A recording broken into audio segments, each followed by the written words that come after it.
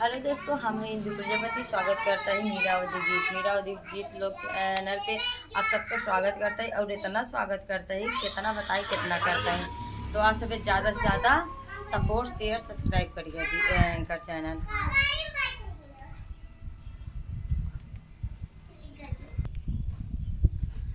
तो हमें गीत के सुना जाए।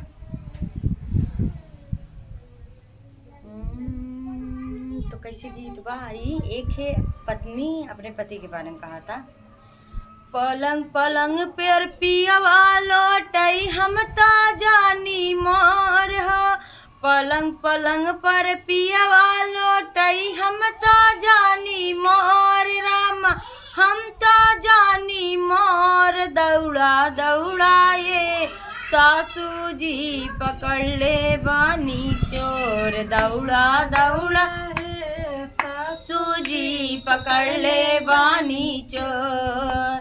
सासू जी आई लाइट बरली हो गईले अजोर। सासू जी आई लाइट बरली हो गईले अजोर। रामा हो गईले अजोर।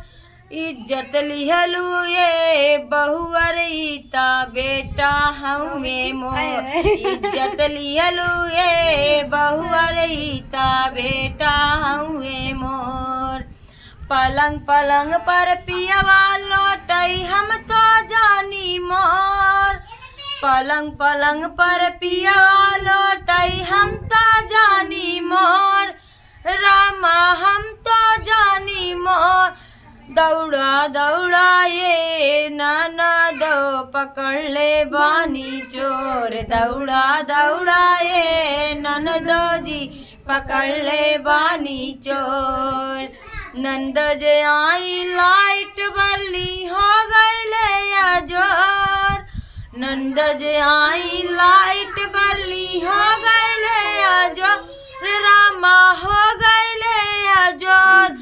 इज्जत लिहलू ये भाभी ता भैया हमें मोर। इज्जत लिहलू ये भाभी ता भैया हमें मोर।